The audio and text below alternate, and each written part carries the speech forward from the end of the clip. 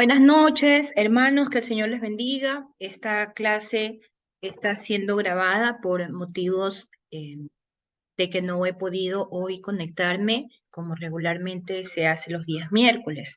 He tenido compromisos, ustedes entienden que por Semana Santa las cosas se vuelven un poco más complicadas, pero bueno, en todo caso, se me permitió dejarles la clase grabada para que ustedes puedan revisar y trabajar en los insumos para la próxima semana.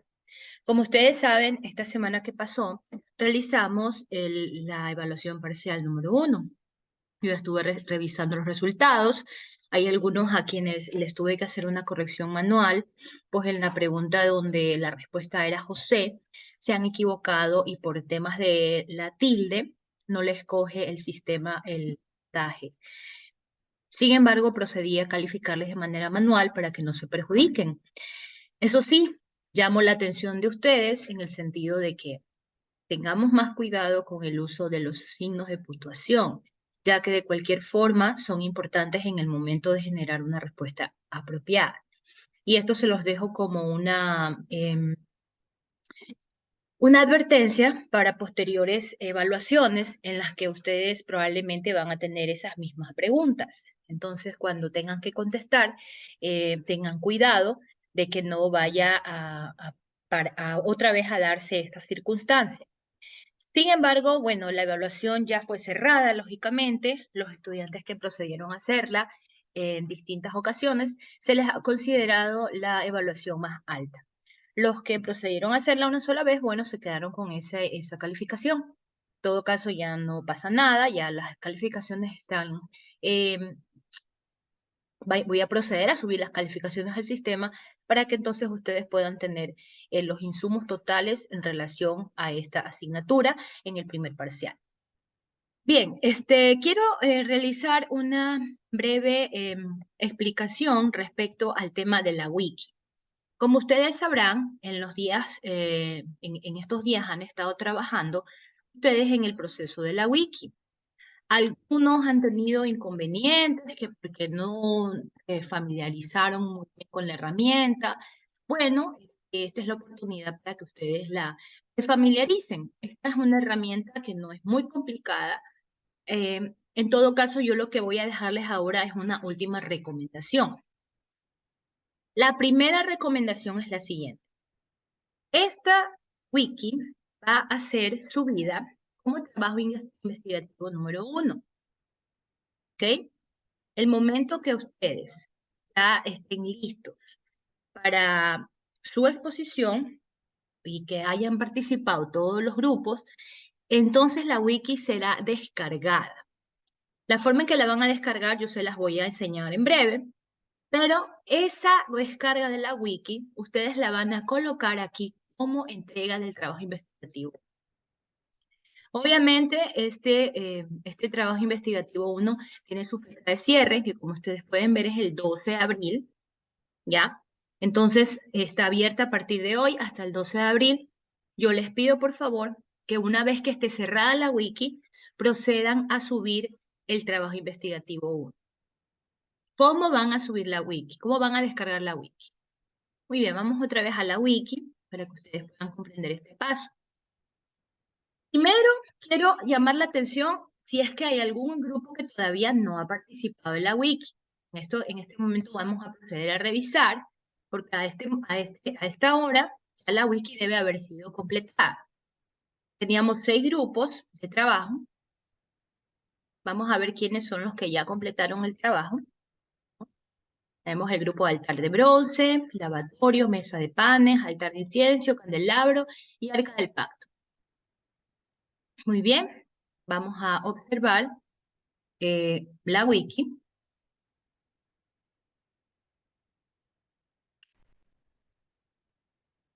Altar de bronce, candelabro, no sé por qué está ahí, si es el grupo 5, pero en todo caso sí está. Grupo 4, altar de incienso.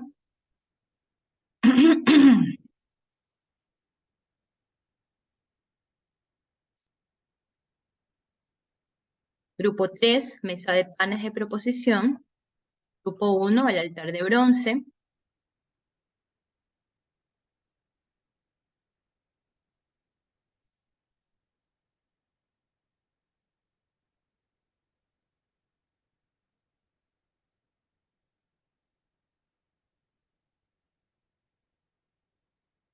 Bien. Tengo grupo 3 nuevamente. Ya, voy a solicitarles que por favor lo que pueden hacer para regir, porque de repente veo que está un poquito mezclado. Miren, aquí estoy viendo el grupo 3 y luego el grupo 1. Y acá hay otra vez de los grupos 3. Entonces sería bueno que en todo caso lo unan para que se pueda apreciar mejor y al momento de descargar la wiki no se genere una confusión. Entonces, grupo número 3, si puede por favor la última parte cortarla y ubicarla al lado de la participación del otro compañero. Aquí tenemos el altar de incienso. Me pareciera que falta el grupo número 5. No, el grupo 4. No, grupo 5 sí está. Grupo 6 es el que no estoy viendo. El arca del pacto. Y el lavatorio. No veo nada del lavatorio. Es el grupo número 2. Bueno, yo la wiki no la he cerrado y no la voy a cerrar hasta este fin de semana. ¿Por qué? Porque les voy a dar hasta este fin de semana como plazo para que completen el contenido de la wiki, lo organicen correctamente, porque como les puedo enseñar en este momento, no está correctamente organizado. Hay algunos grupos ahí que de repente tienen que trabajar en eso. Miren, ustedes colocan editar, el momento que usted coloca editar, esto se mueve, ¿ya? Entonces, yo sí les voy a pedir que avancen hasta donde está la información que ustedes han puesto, ¿no? Y si de repente es necesario organizarla bien, organícenla bien, ¿ya? Tengan cuidado de no borrar la información de los demás, porque parece que algo así sucedió. Entonces tengan cuidado de no borrar la información de los demás. Como les dije, esta es la única tarea que ha estado encima de la mesa esta semana, ¿no? Ustedes no han tenido ninguna otra tarea, así que no se preocupen por eso, ¿ya? La única cosa que sí tenían que hacer era haber leído. ¿Por qué? Porque la clase de hoy yo la voy a hacer considerando las lecturas del libro de Éxodo. Si no lo hizo, en todo caso, todavía tiene tiempo para hacer. Pero bien, esto es lo que teníamos que trabajar respecto a la wiki. ¿Y cómo es que yo voy a ver quiénes han participado? Muy sencillo. Aquí donde dice historia, a mí me va a salir quiénes han participado y quiénes no. Yo les dije que así sea que a usted le va a tocar hacer la maqueta, pues tenga que ingresar y poner su nombre y decir maqueta. ¿Ya? Ahí ustedes pueden observar. No son todos los cambios que ha hecho la wiki desde la primera vez que han ingresado, que ha sido todo lo que han aportado. ¿Ya? Entonces, de esta forma yo voy a poder medir quiénes han participado y quiénes. ¿Ya? Ahí están todos los cambios que se han hecho, todas las versiones de la wiki que han existido. Es más, puedo saber quién borró. Si alguien borró la información de otro compañero, también lo voy a poder saber. Pero esto no se trata de una cacería de brujas ni de andar viendo quién hizo esto y quién hizo lo otro. En todo caso, si alguien cometió un error de copiar por error algo, enméndelo, ¿no? Y los grupos traten, por favor, de completar la información que falta. Como les digo, aparentemente me falta la información de 2 grupos. De tener alguna novedad, por favor, comuníquense conmigo. Hay algunos que se han comunicado conmigo para decirme que hay compañeros que no han querido participar, etc. Bueno, voy a decir esto y lo voy a decir con amor. Todos los estudiantes debían participar, todos. Esta nota es una nota importante porque yo voy a evaluar 2 cosas. Número 1, voy a evaluar, acuérdense que ustedes tenían que hacer una tarea 4, la cual no la han hecho, porque esta semana correspondió solamente a trabajar en la wiki. Entonces, esa tarea 4, que está dentro de sus insumos de nota, yo la voy a calificar como la actuación en esta wiki. Es decir, los estudiantes que han participado de la wiki. ¿Ya? Todo estudiante que simplemente participó tendrá su 10. El que no lo hizo no tendrá nota, tendrá 0. Y la otra nota que va a hacer esta wiki es en la investigación número 1. Como ustedes saben, la investigación número 1 es un insumo del primer parcial que equivale a un porcentaje muy significativo. Entonces, todo estudiante que ya descargue la wiki y la suba como su trabajo de investigación 1 tendrá también esa nota. El que no suba, pues no tendrá nota. Entonces, el día de la exposición, obviamente ustedes me tendrán que decir nosotros somos el grupo tal, el estudiante X que está asincrónico, colaboró con la maqueta, yo voy a calificar eso, y los estudiantes que participen serán los que tengan la nota de la tarea 4. Entonces ustedes me van a indicar quiénes son los que van a participar y de esa forma yo voy a poder hacer esa evaluación de la tarea 4. Entonces, no se preocupen que no voy a tener nota de la tarea 4, sí la van a tener, es la participación de la wiki, que se mide en 2 partes. Número 1, esto de aquí que ustedes están viendo, y 2, la participación en la exposición que va a ser la próxima clase. El día de hoy yo voy a abordar todo el libro de Éxodo, desde el principio al fin, para poder explicarles todo el contenido del libro. Y de esa forma, la próxima clase únicamente vamos a tener las exposiciones acerca del tabernáculo. Y si podemos avanzar un poco, haremos la introducción del libro de Levítico. Muy bien, ahora sí. Voy a enseñarles cómo van a descargar la wiki, pero eso lo van a hacer al final. Ya cuando hayan pasado varios días, yo creo que le voy a poner el límite a wiki para cerrarse, que sea hasta el día domingo, y ustedes lo van a poder hacer. Ustedes ponen la versión de imprimir, ¿ya? Y entonces aquí, cuando ustedes ponen la versión de imprimir, les va a aparecer guardar como PDF, ¿ya? Si quieren imprimirla, háganlo, pero para que ustedes la descarguen con PDF, lo pueden hacer así, y lo guardan como PDF en su computadora. Y esa sería la versión que ustedes suben en el trabajo investigativo, ¿ok? Esto no lo voy a hacer yo porque todavía no está lista la wiki, ¿no? Pero en todo caso, cuando ya esté lista, ustedes van a proceder a hacer eso. Van a darle a imprimir, aquí del lado izquierdo, ¿ya? Y de esa forma van a poder descargar la wiki completamente. Muy bien, chicos. Con respecto a la wiki, eso es todo lo que tengo que decir. Ahora vamos a entrar a materia de la clase. Para el día de hoy está previsto el tema del libro de Éxodo. Bien. Quiero recordarles que en la plataforma hay 2 videos que ustedes pueden revisar. Son 2 videos en donde hay una compilación histórica del libro de Éxodo. No es una tarea ni nada, pero es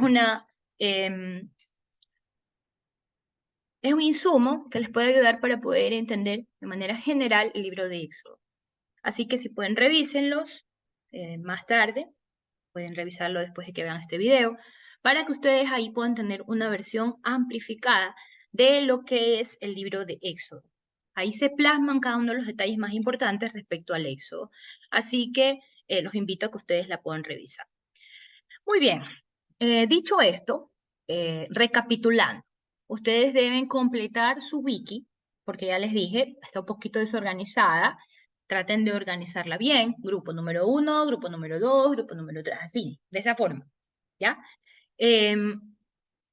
Una vez que la completen, que puede ser hasta el día domingo, recuerden que yo voy a revisar que todos hayan participado. Esa es la mitad de la nota. La otra mitad va a ser la exposición oral que van a dar el próximo miércoles.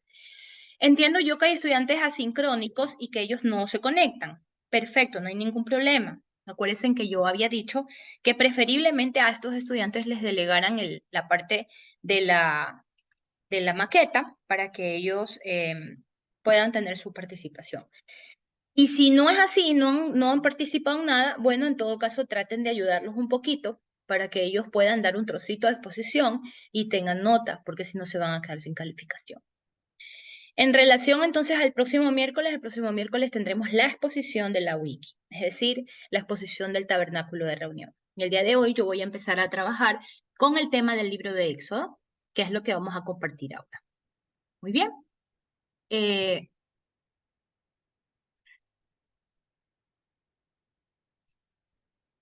Ok. Muy bien. Cuando hablamos del libro de Éxodo, voy a colocar mi imagen por acá. Listo. Cuando hablamos del libro de Éxodo, estamos hablando del segundo libro de la Biblia, que igual que Génesis, forma parte del Pentateuco. El tema principal del libro de Éxodo tiene que ver con la liberación de Israel. Y el propósito es narrar todos los eventos que tuvo que atravesar el pueblo desde su salida en Egipto y en su peregrinación hacia la tierra prometida.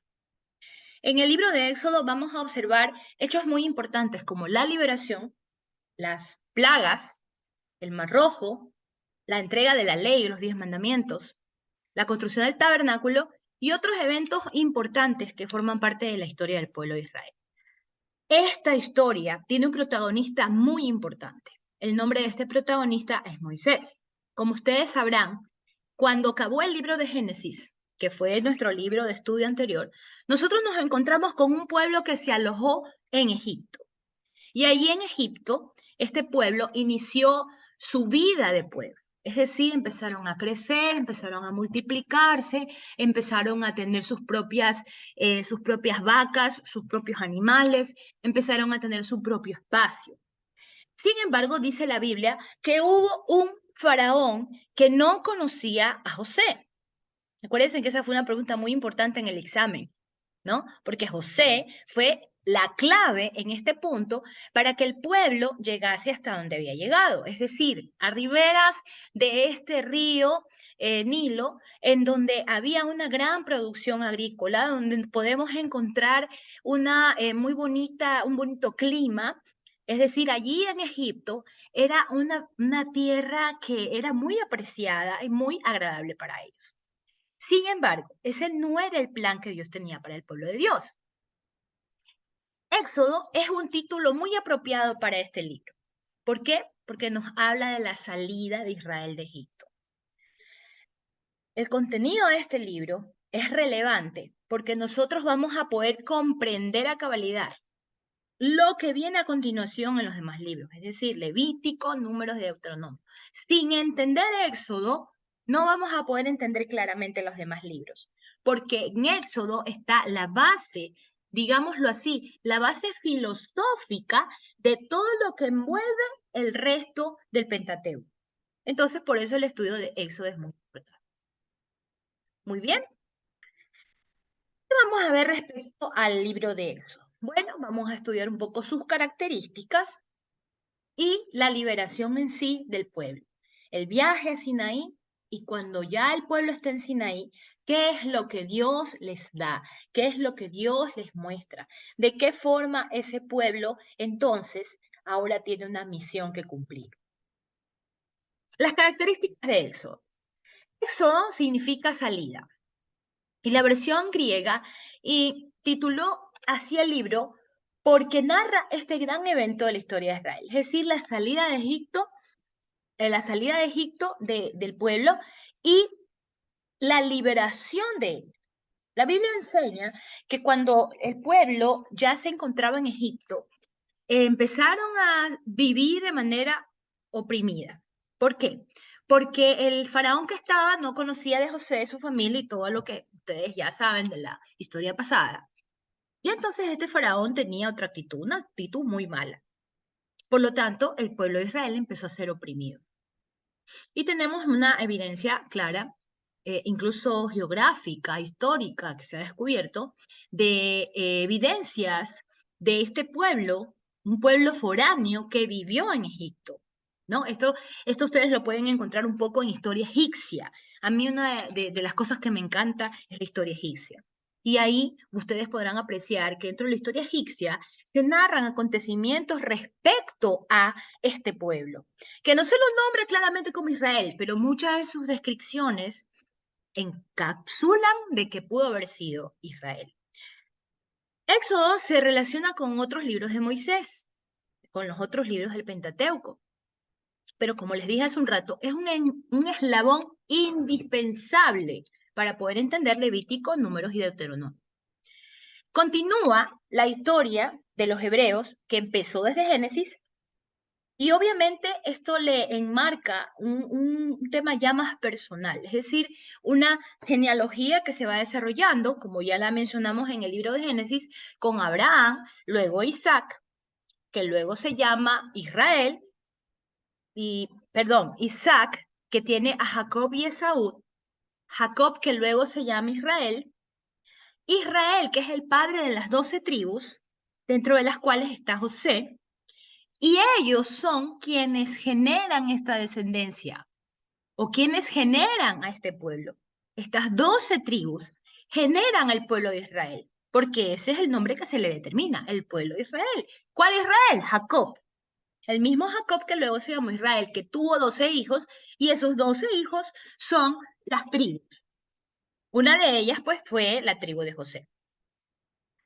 Aquí nosotros podemos ver un poquito el tema geográfico, ¿no? Como ustedes pueden ver, allí donde está el color verde, son zonas fértiles. O la capital de Egipto en aquel entonces era Memphis. Allí podemos encontrar las grandes pirámides. Y como ustedes pueden darse cuenta, Egipto estaba atravesado por este río Nilo. Un río que obviamente daba muchísima fertilidad a este lugar, ¿no? Esto es un aspecto geográfico que quisiera que lo comprendan para poder entender qué fue el éxodo que tuvo que hacer el pueblo. Egipto, déjenme que se los voy a señalar acá. Ya, tenemos aquí Egipto. En este sector donde ustedes ven que estoy marcando, es donde estaba el pueblo.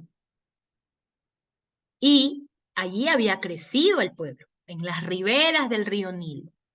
Cuando Jehová llama a Moisés, y lo hace de un modo, como siempre, tan interesante, le dice a Moisés, Moisés, yo necesito que tú lleves al pueblo a un lugar donde fluya leche y miel, que es la tierra que yo les daré por herencia.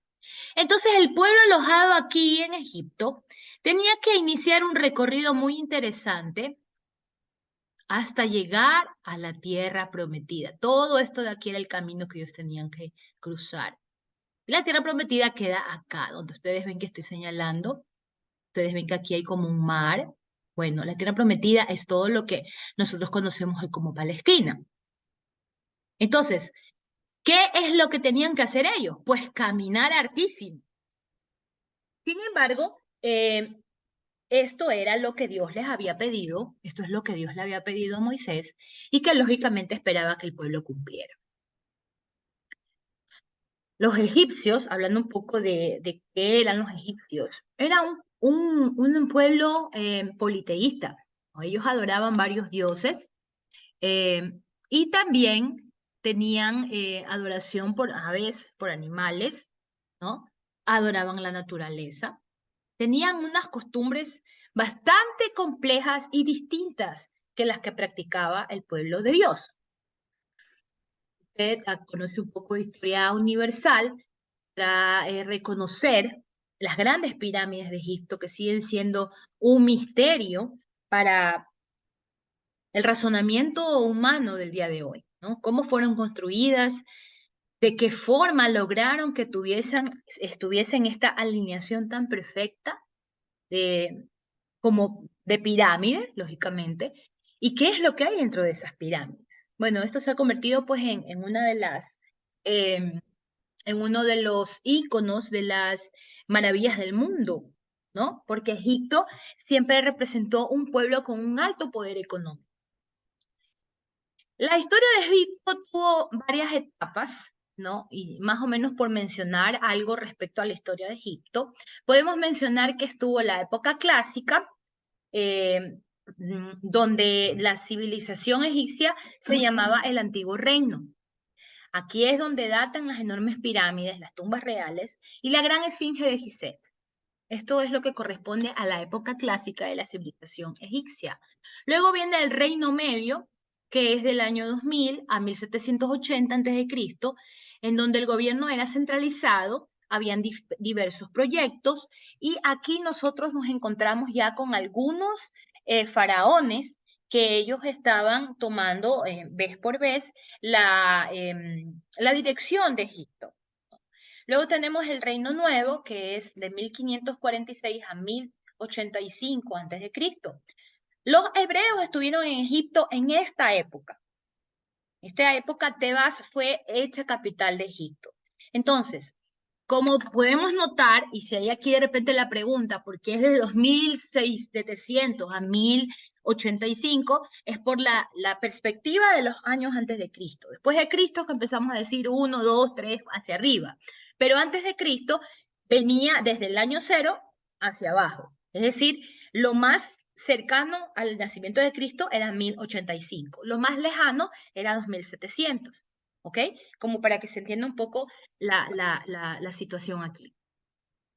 Entonces, en esta época, de 1260 a 1440 antes de Cristo, nosotros tenemos en esta época el reinado de Ramsés II. La fecha del éxodo fue en el reinado de Amenhotep II.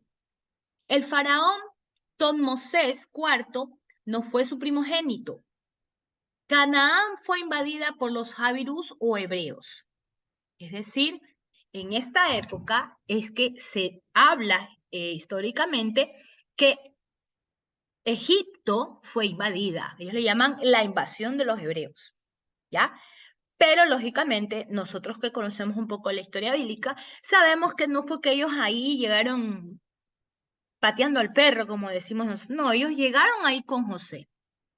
Y ese es el motivo por el cual ellos estaban ahí. No es que se habían metido a la fuerza, sino que ellos habían llegado allí porque el mismo José lo permitió y porque él estaba a cargo de la administración de Egipto en aquel entonces. ¿Ok? Entonces esto es un poco el tema de qué es lo que pasaba en ese momento. Bueno, aquí podemos ver una figura un poco más explicativa ya de la región tal de Egipto. La Biblia dice que Egipto era un lugar hermoso para vivir. ¿Y quién no hubiese querido vivir en un lugar súper fértil, donde se veía mucho comercio, donde había provisión económica, donde usted veía en aquel entonces ya las grandes ciudades construidas con un estilo y una calidad muy buena, ¿no? Lógicamente nosotros no podemos cerrar nuestros ojos a darnos cuenta cuán bonito era vivir en Egipto.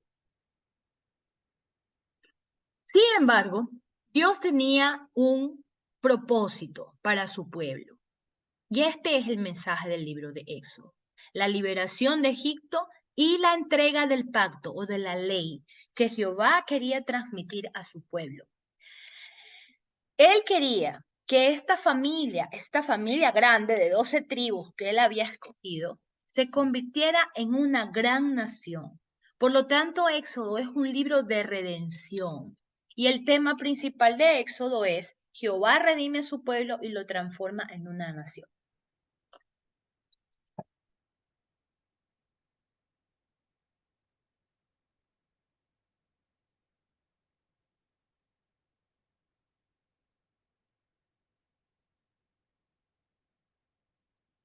Bien, ¿cómo vamos a dividir el estudio de Éxodo? Es muy interesante que nosotros podamos entender que todos los libros que nosotros vamos a estudiar, tienen una especie de bosquejo, ¿no? Tienen una especie de formato bajo el cual debemos nosotros ir revisando para poder comprenderlo de la mejor forma, que obviamente eso nos permita tener una visión más general de cómo ese libro está estructurado, ¿no? Tenemos entonces el contenido de Éxodo por medio de 3 montañas altas y un valle, así le vamos a llamar a esto. En la historia hebrea, las montañas, ¿cuáles serían? Las montañas son la liberación de Egipto, el otorgamiento de la ley, y el valle es la revelación del plan del tabernáculo. Tabernáculo que ustedes van a hacer la exposición la próxima clase.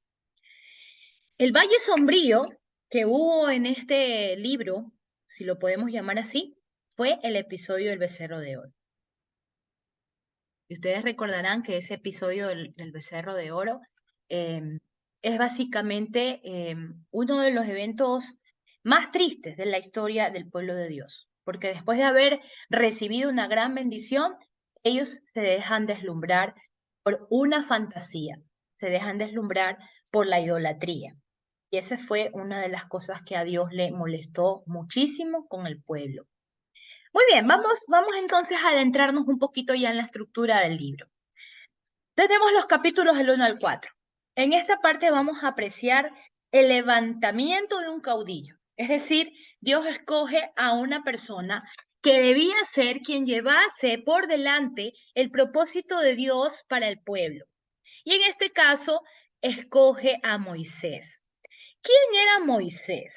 ¿De dónde sale Moisés? Y nosotros podemos leer la historia de Moisés en el capítulo 1 de Éxodo.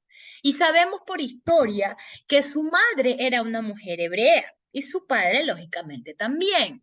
Pero en aquel entonces, dice la Biblia, como las mujeres hebreas eran fuertes, así como las manabas, que parían antes de llegar al hospital, o en este caso, antes de llegar a donde se hacían las labores de parto, ellas parían en sus casas. Entonces, los egipcios estaban preocupados porque cada vez ese pueblo se multiplicaba y se multiplicaba y se multiplicaba. Entonces, se determinó que a todos los varones que nacieran de los hebreos los iban a asesinar y que solamente iban a nacer las mujeres. Es decir, iba a ser una desigualdad terrible entre varones y mujeres en aquel pueblo, pero esto fue por edicto de un faraón. Él mandó, ordenó que esto ocurra. ¿Por qué? Porque este pueblo se multiplicó, pues, y se multiplicaba a montones. Entonces es allí donde la madre de Moisés, ella prepara una estrategia para lograr que su hijo no padezca o no sea asesinado. Y ella coge y lo calafatea un tiesto, ¿verdad? Una cajita como cuna y mete allí a Moisés. Y la historia dice que Moisés iba en el río y la hija del faraón lo ve. Por eso es que Moisés fue criado en un hogar de piadoso, porque ella lo recoge, eh, no permite que se muera, que lo maten, y justo la hermana de Moisés estaba cerca vigilándolo y ella es la que se ofrece a hacerle el labor de darle al niño el pecho, porque en aquel entonces pues un bebé sí era amamantado por obligación. Así que la madre de Moisés fue la que se dedicó a darle esas enseñanzas importantes los primeros años de vida y luego de que esto ocurre y el niño es destetado, como dice la Biblia, él pasó a ser educado en el palacio de Egipto. Es decir, Moisés tenía a su haber toda la educación de un egipcio, tenía toda la sabiduría de un egipcio, todas las mejores escuelas de un egipcio. No era un muchacho cualquiera. Adquirió experiencia en el desierto, porque obviamente en Egipto, además de tener estos lugares fértiles, también tienen lugares del desierto. Por lo tanto, Moisés manejaba una muy grande experiencia respecto a todas estas cosas.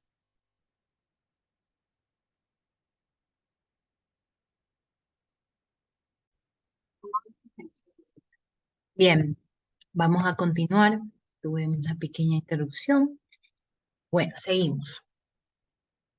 Moisés finalmente es llamado en una comisión muy importante por Jehová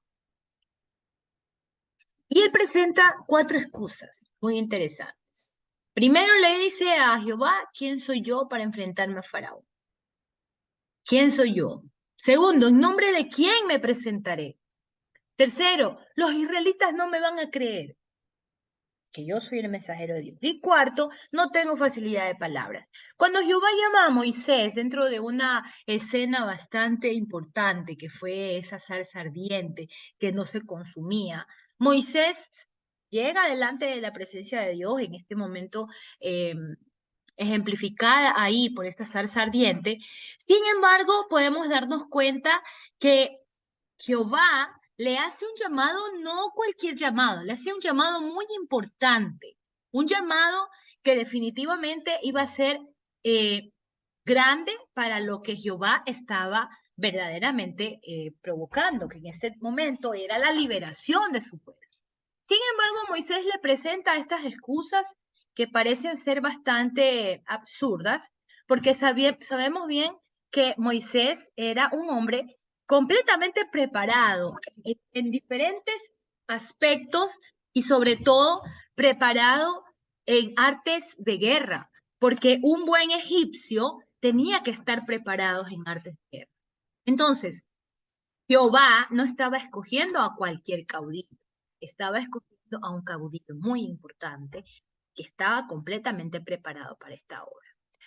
De Éxodo 5 a 11, nosotros vamos a encontrar ya el desenlace de lo que ocurre cuando Moisés le pide a Faraón que deje libre al pueblo. El Faraón insiste en que no, que él no iba a dejarles libre, que él no iba a dejarles libre. Y este es el motivo por el cual entonces el enojo de Dios, y en este caso yo diría que en contra de la dureza de Faraón, provoca que hayan estas plagas, las plagas que están descritas en Éxodo 7 a Éxodo 11, plagas que significa en hebreo dar golpes o herir. También está escrita como señales o juicios. Así que las plagas fueron señales divinas que demostraron que Jehová era el Dios supremo. Sin embargo, este corazón endurecido de Faraón, a pesar de estas grandes plagas, no cedía, no daba un paso atrás. Aquí están las diferentes plagas, ustedes pueden darse cuenta cada una de ellas en la magnitud que se manifestó. La primera plaga que nosotros encontramos pues, fue el agua del Nilo convertido en sangre, la segunda las ranas que infestaron todo, la tercera la plaga de piojos, el enjambre de moscas, cuando muere el ganado, las úlceras dolorosas, el granizo, las langostas, las tinieblas y para cerrar con broche de oro la plaga que fue la definitiva con la que Faraón finalmente dio la apertura para que el pueblo salga fue la muerte de los primogénitos. ¿Por qué? Porque su propio primogénito fue víctima de esta última plaga. ¿Cuál fue el propósito de las plagas?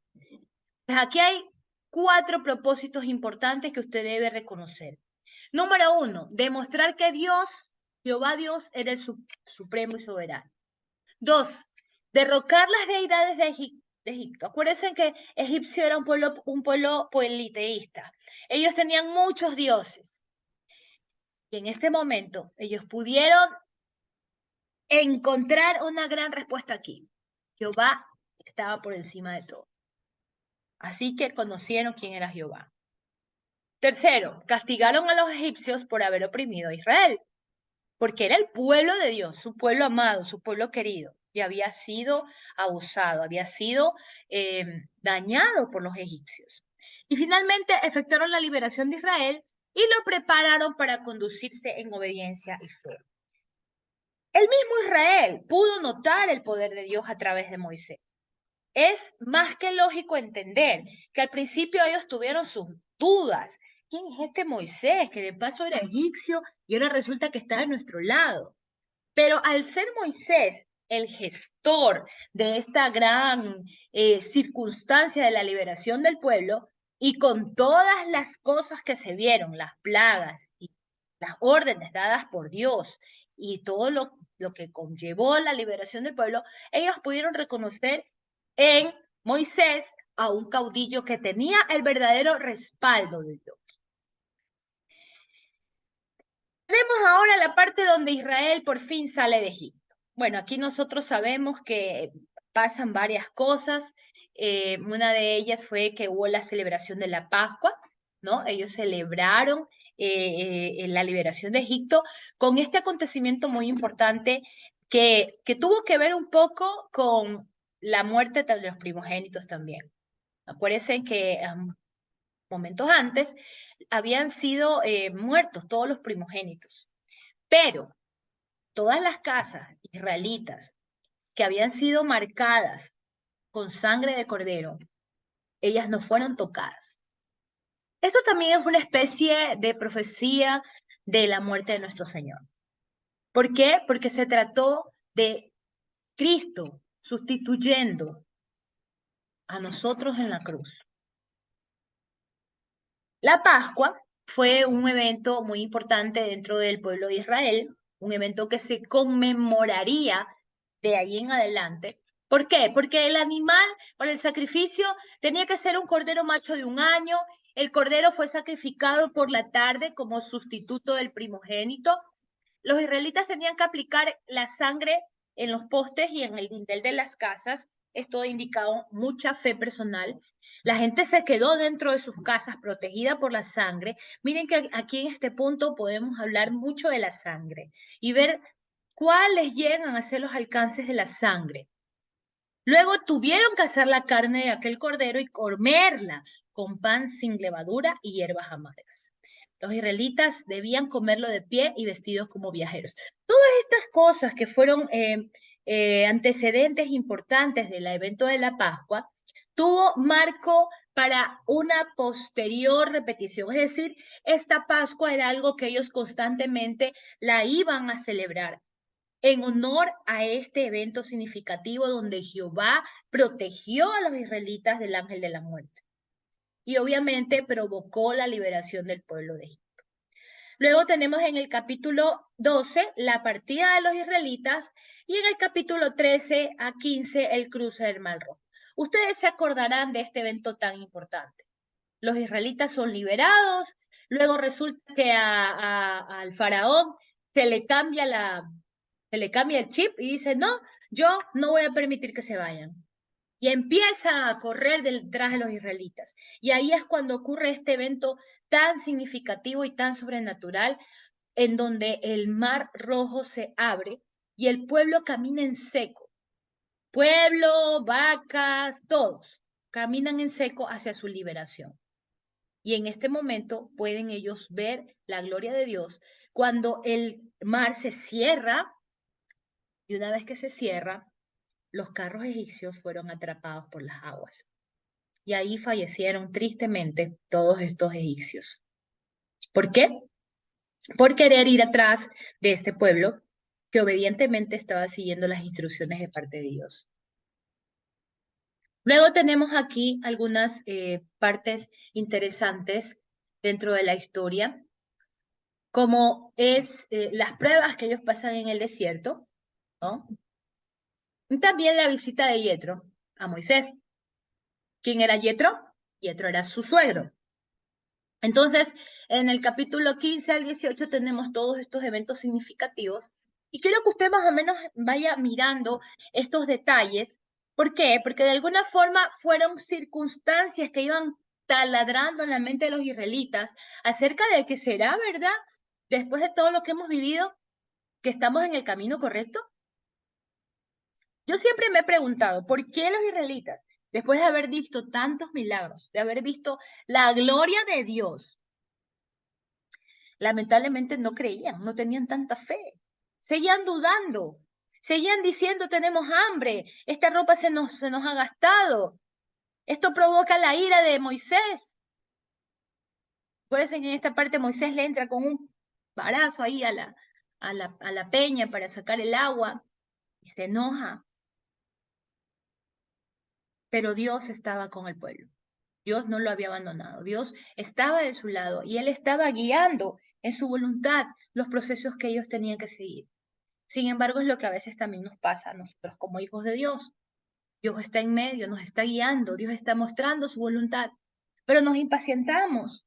A veces no dejamos que el tiempo haga lo suyo. Queremos acelerar los procesos, queremos acelerar las cosas y no nos damos cuenta que Dios, en su voluntad, quiere que nosotros esperemos, quiere que nosotros confiemos y que su obra oportunamente va a ocurrir. Luego tenemos el Éxodo 19. Aquí vamos a entrar ya al momento donde este pueblo tiene que ir a Sinaí o llega a Sinaí. Monte Sinaí es un monte, lo pueden ver aquí en esta foto, que es una foto verdadera, real del monte de Sinaí, donde se describe la parte más importante de la historia del pueblo. El pueblo recibe la ley. Dios había prometido 3 cosas condicionadas a la obediencia de Israel. Número 1, serían un especial tesoro. Número 2, un reino de reyes y sacerdotes. Reino de sacerdotes. Número 3, serían gente santa.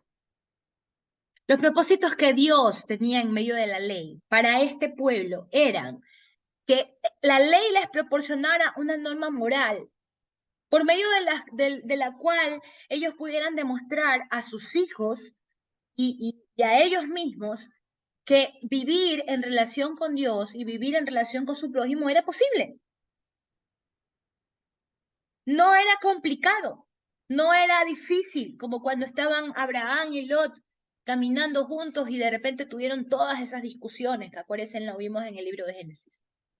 Era posible, pero había que tener una norma moral, como una ley, como la ley que todos tenemos en nuestros países, ¿no? Tenemos una constitución, una norma jurídica que nos establece qué es lo que se hace, qué es lo que no se hace. Pues bien, ese era uno de los propósitos de la ley. El segundo era demostrar que Dios es un Dios santo, que Él exige santidad a toda la humanidad. Número 3, enseñar a la humanidad su pecaminosidad y hacerle entender que solamente mediante la gracia puede ser tal. Ahora, en este punto ustedes me dirán, pero gracias, si eso estaba lleno de leyes, eso estaba lleno de normas, lleno de reglas. Bueno, en medio de todo, Dios hacía posible que esto se pueda cumplir. Sin embargo, el pueblo era un pueblo rebelde, pueblo que no tuvo la disponibilidad ni la disposición de obedecer lo que Dios les había pedido. Allí hay más o menos un ejemplo de la ruta que los israelitas debían tomar o que tomaron cuando ellos llegaron al monte Sinai, ¿no? Ustedes pueden observar, voy a otra vez utilizar aquí el punterito para que ustedes lo puedan ver.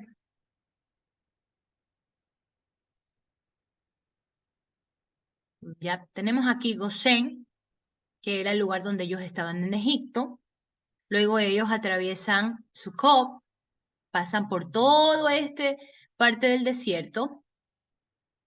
Aquí es donde ellos cruzan el Mar Rojo, ¿ya? Aquí es donde hacen el cruce del Mar Rojo.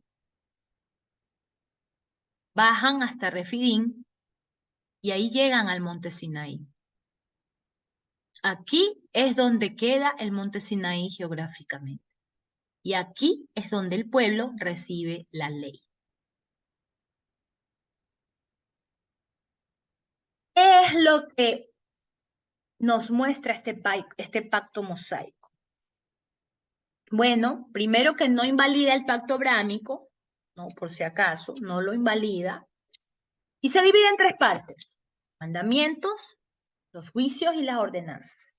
3 cosas importantes que el pueblo debía considerar, que debía tener en su mente una vez que esta ley les fue dada. Tenemos después del capítulo 19, el capítulo 20, 21 y hasta el 24, el orden cronológico de cómo fueron dándose las cosas, ¿no? Tenemos los preparativos y las señales, que eso ocurre en el capítulo 19. Luego tenemos en el capítulo 19 el pacto como tal, que fue entregado. Perdón, el capítulo 20, el decálogo, que fue entregado a Moisés. En el capítulo 21 al 23 se incluyen algunas leyes civiles y ceremoniales que fueron dados posterior a esto. Y en el capítulo 24, el pacto ratificado, es decir, se vuelve a hablar del mismo pacto y se lo ratifica. El pacto es violado y luego es renovado. Bueno, aquí es donde viene el pecado de Israel. Nosotros tenemos que reconocer que esta historia del becerro de oro fue una de las tendencias más naturales de los seres humanos. Y no estoy tratando de defender al pueblo de Dios. Sin embargo, debemos reconocer que siempre en nuestro duro corazón existe este momento de becerro de oro. Mientras Moisés estaba en el monte con Jehová, el pueblo se cansó de esperar. ¿Y qué hicieron? Pidieron que se les haga una representación visible de la divinidad. Aquí es donde entra en juego la tendencia idólatra que solemos tener y que necesitamos ver algo para poder creer. Entonces solicitan que se haga un becerro de oro. El hermano de Moisés, Aarón, era el que estaba encargado del pueblo y él flaqueó. No pudo más con este pueblo de dura cerviz y lamentablemente accedió a las demandas del pueblo. Construyó con zarcillos de oro de las mujeres, con todo el oro que pudieron ellos encontrar, construyó un becerro de oro. Y el becerro de oro fue aquella muestra de pecado, de desobediencia que el pueblo tuvo hacia Jehová. Luego vemos a Moisés intercediendo por primera vez aquí.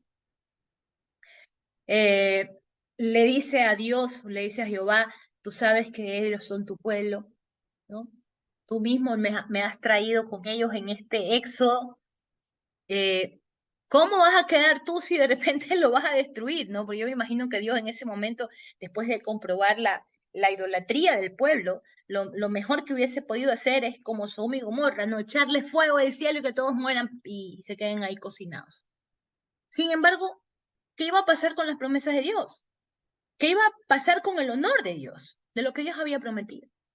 Entonces Moisés intercede delante de Dios, delante de Dios por el pueblo, le ruega por ellos, a sabiendas aún de que el pueblo tal vez no tenía tanta consideración por él.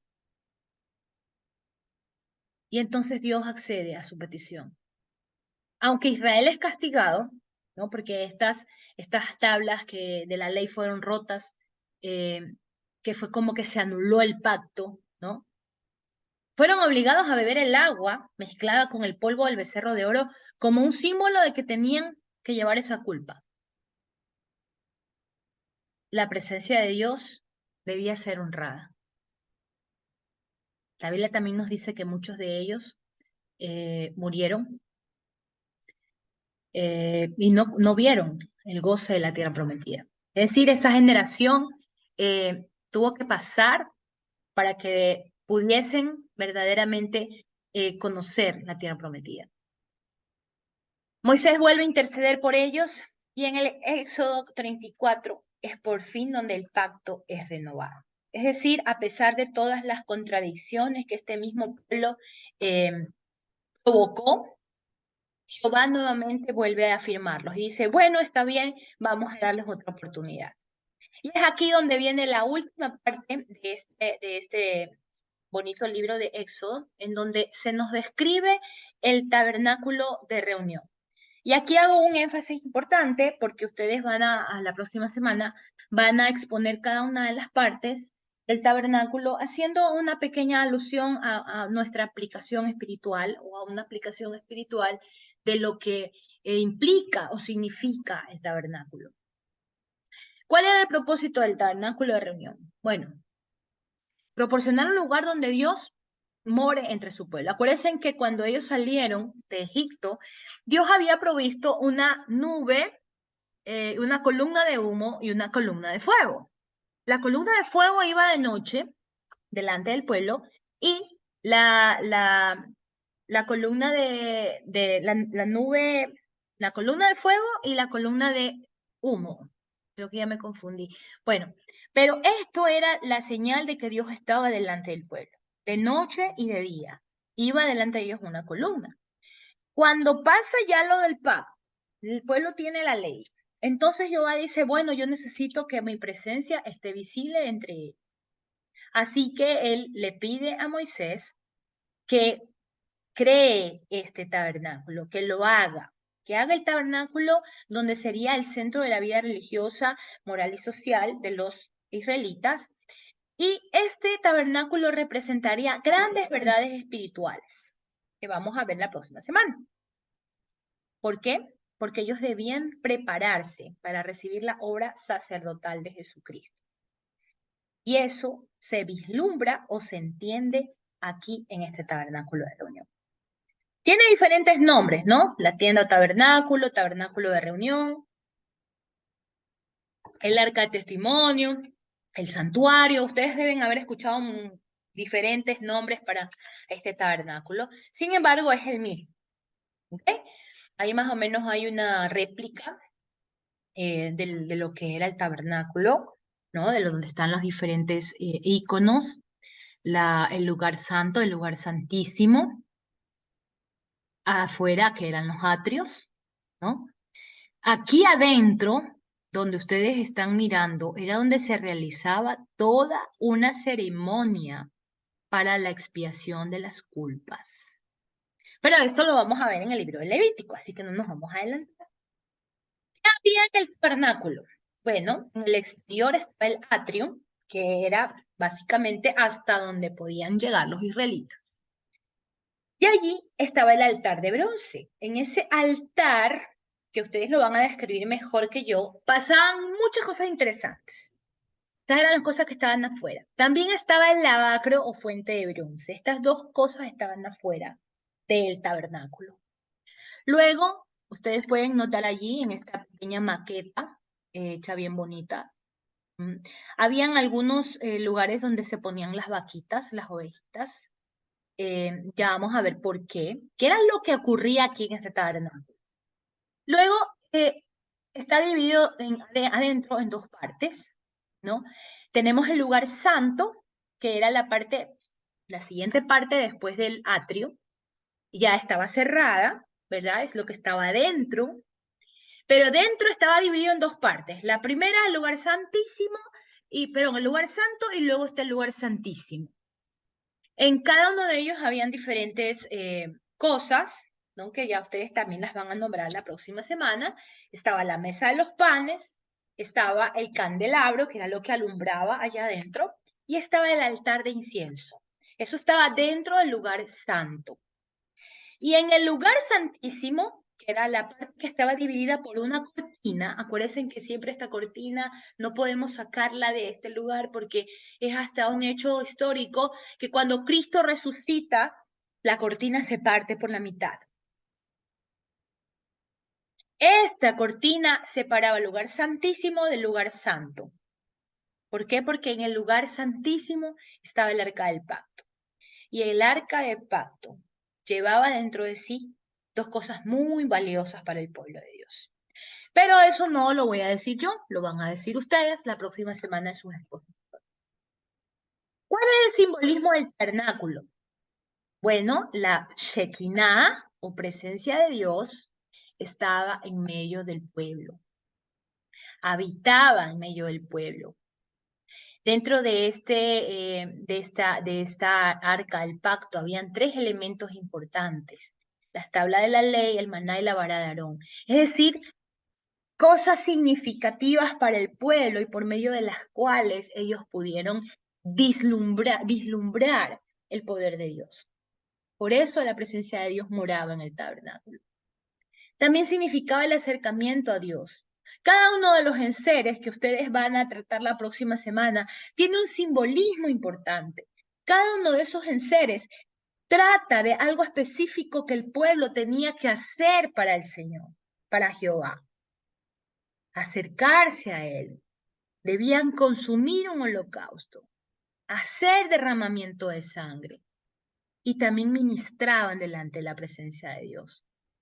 Allí los sacerdotes tenían que hacer todo este ritual mediante el cual la purificación era fundamental. Purificación sin la que ellos no podrían ver a Dios. Acuérdense que era muy importante todos los rituales en esta parte de la Biblia. Y los sacerdotes eran los encargados de llevar a cabo los mismos.